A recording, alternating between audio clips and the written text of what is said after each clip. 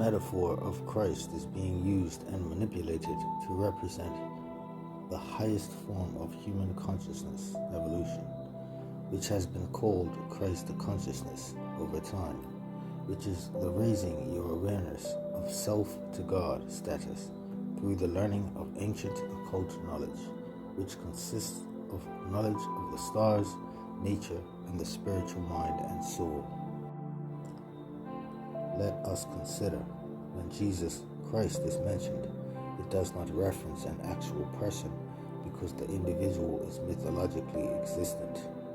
Henceforth, Christ is simply a title and originates from the word Christos or Christos, which means anointed. Jesus was known as the Anointed One. The Greeks took their learnings from the Egypt Kemet, and Christos originates from the Egyptian Kemetic word Christ, which is said to have multiple meanings, such as Messiah or Anointed One. Christ was also a title to those who had been mummified, who had ascended their consciousness to an elevated level or ascension. Many came before the mythology of Jesus. Their consciousness, such as Atlantis, Egypt, Kemet, 1700 BC, also Krishna, of India, 1200 BC, and Indra of Tibet, 725 BC, the Buddha of India, 600 BC, and Quetzalcoatl of Mexico, 600 BC, and many more. The word Samaria means land of the watchers, which is where the Elohim, Anunnaki, or Shining Ones, who govern the watchers, reside. Henceforth, it is relevant that regardless of the culture or origins of ancient philosophy and spiritual approach, a great deal of our past accounts of events, universal perspectives, and deities all seem to revolve around the Sun and Saturn as the chief influence throughout historical recordings of evolution. Let us consider among the planets, Plan ET, there is evidence of this concept as follows. Henceforth, starting with the pyramids of Giza, traveling across the Sahara, throughout the Atlantic Ocean, across the South Americas, throughout the Pacific Ocean onto Easter Island, which is located remotely on the opposite side of the planet from start along the equator, revolving all the way around the start from the pyramids of Giza, are known to be 21 culturally advanced sites, which are each located upon the equator, with each site aligning with one another, extending throughout the planet, Plan ET, each exhibiting megalithic architecture, such as within Egypt, Kemet, South America, Easter Island, and China, rendering the builders of these constructs capable of lifting large mass of stone, cutting and shaping the stone with precision, which is unachievable with our present-day tools and technology. Henceforth, all of these sites have connections and aligning structures that are in accordance with the constellations, sun and moon. Each site with similar architecture, stone cutting, and stone locking techniques, making these ancient structures capable of withstanding earthquakes and still standing against deterioration over the ages, as to remain evident for us to reconcile.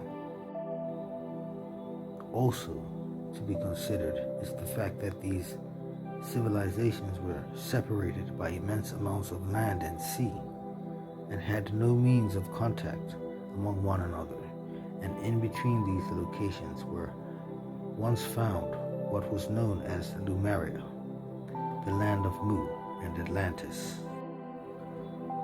Let us consider the ancestors knew that the constellations revolved around the North Pole, and that the sun and stars are fixed and set within the firmament. The constellations do not change, and have always been within consistent motion, revolving around the North Star, Polaris, within the same manner since the earliest recorded account of astrology available for reconcile. And when considering the legend of Mount Meru and others that give reference to the center of the world being the cradle of civilization, which is also a title given to Ethiopia, and this gives reference to the Genesis concept, and it has been referenced that the Garden of Eden and Mount Meru are one and the same. Henceforth, with all to be considered here, the one place that seems to be most of interest would be the island of Bermuda, which is where NASA set up a sophisticated station within Cooper's Island in the year 1961, which was the largest out of 18 other tracking, data, and communications stations around the world. From the year 1960 to 2001, NASA operated a tracking station from St. David's, Cooper's Island,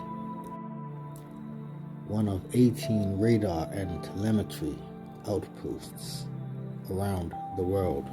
Henceforth, it provided important connections for launchers from the Kennedy Space and Cape Canaveral, and was said to shut down in 1998, but has been seen being operational recently by locals.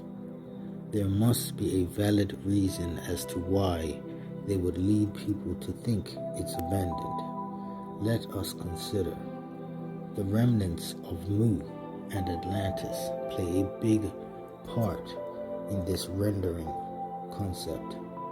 The location of Bermuda is resting upon the equator and in between all continents, making it nearest north, considerably center of the world, making it the best place to place an observation space station for NASA. Henceforth, Thomas Gates and Sir George Somers, on way to establish the colony of Jamestown, Virginia, claiming to find Bermuda for the first time isn't true, and many others have visited by means of shipwreck. The very first known visit to Bermuda was within the year 1560 to 1570 by a Frenchman named Captain Russell or Rossel and his crew. His ship struck a reef and made a ship out of the material left over from the perished ship, which is similar to the story of the Deliverance and Patience. Henceforth, they sailed to Newfoundland.